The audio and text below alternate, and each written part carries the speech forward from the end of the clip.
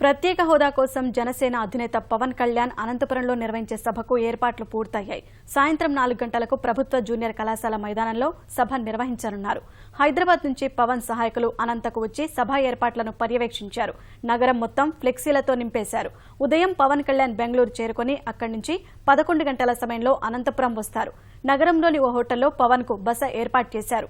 అక్కడి నుంచి 4 గంటలకు బహిరంగ సభకు హాజరవుతారు. అనంతరం అదే హోటల్లో రాత్రి బస చేస్తారు. శుక్రవారం 11 గంటలకు గుత్తిలోని గేట్స్ ఇంజనీరింగ్ కళాశాలలో విద్యార్థులతో ముఖాముఖి నిర్వహిస్తారని జనసేన ప్రతినిధులు తెలిపారు. యావత్ ఆంధ్రప్రదేశ్ నుంచి అన్ని జిల్లాల నుంచి దాదాపు 1,00,000 పైమాటే అభిమానులు కానీ కార్యకర్తలు కానీ వస్తారని వారికి తగ్గట్టుగా ఏర్పాట్లు కానీ 90% పూర్తి చేసేసామని.